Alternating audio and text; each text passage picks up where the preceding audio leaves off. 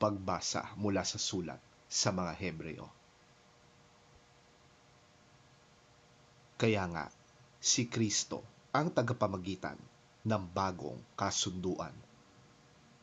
Sa pamamagitan ng kanyang kamatayan, ipinatawad ang paglabag ng mga tao noong sila'y nasa ilalim pa ng naunang kasunduan.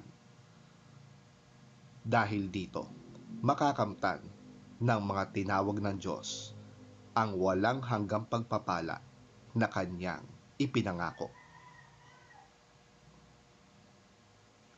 Sapagkat si Kristo ay hindi pumasok sa isang dakong banal na ginawa ng tao at larawan lamang ng tunay.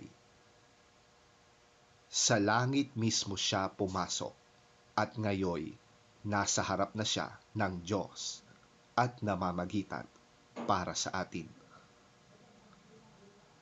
Ang pinakapunong pari ng mga Hudyo ay pumapasok sa dakong banal taon-taon na may dalang dugo ng mga hayop. Ngunit si Kristo'y minsan lamang pumasok upang ihandog ang kanyang sarili. Kung hindi gayon, kailangan sanang paulit-ulit na siya'y mamatay mula pa ng likhain ang sanlibutan. Subalit, minsan lamang siya nagpakita.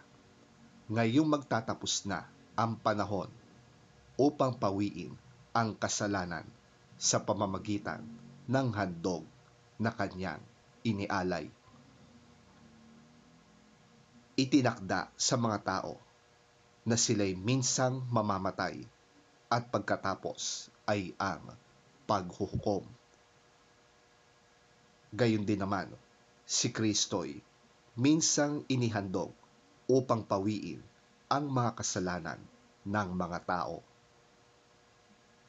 Siya'y muling darating, hindi upang muling ihandog dahil sa kasalanan, kundi upang iligtas ang mga naghihintay sa Kanya.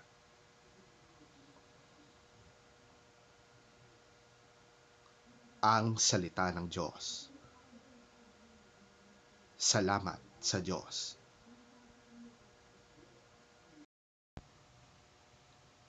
Ang mabuting balita ng Panginoon ayon kay San Marcos. Papuri sa iyo, Panginoon.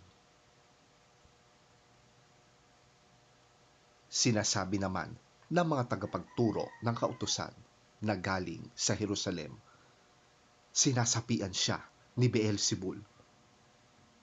Nakapagpapalayas siya ng demonyo sa pamamagitan ng kapangyarihan ng pinuno ng mga demonyo. Dahil dito, pinalapit ni Jesus ang mga tao at sinabi sa kanila ang ilang talinhaga. Sabi niya, paanong mapapalayas ni Satanas ang kanyang sarili? Kapag naglaban-laban ang mga mamamayan ng isang kaharian, hindi magtatagal, mawawasak ang kahariang yon. Kapag naglaban-laban naman ang mga magkakasambahay, hindi rin magtatagal ang sambahayang yon.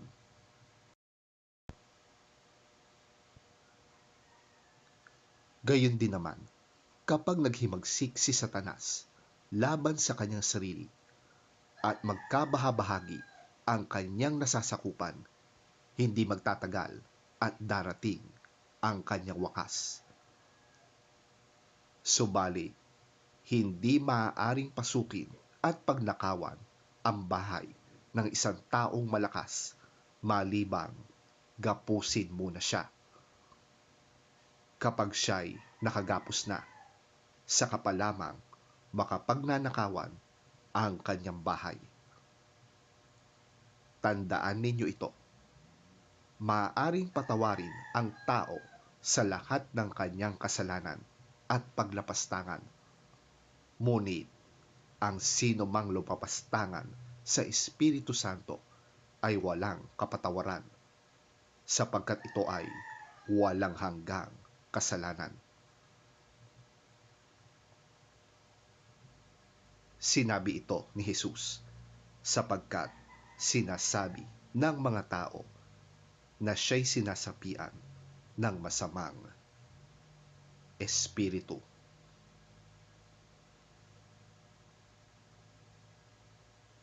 Ang mabuting balita ng ating Panginoon.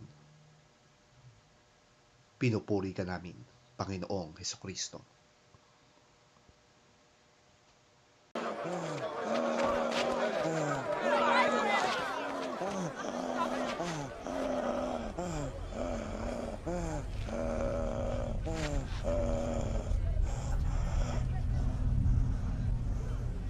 And the teachers of the law who came down from Jerusalem said, "He is possessed by Beelzebul. By the prince of demons, he is driving out demons." So Jesus called them over to him and began to speak to them in parables. How can Satan drive out Satan? If a kingdom is divided against itself, that kingdom cannot stand. If a house is divided against itself, that house cannot stand. And if Satan opposes himself and is divided, he cannot stand. His end has come. In fact, no one can enter a strong man's house without first tying him up.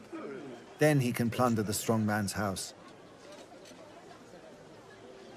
Truly, I tell you, people can be forgiven all their sins and every slander they utter. But whoever blasphemes against the Holy Spirit will never be forgiven. They are guilty of an eternal sin. He said this because they were saying, "He has an impure spirit."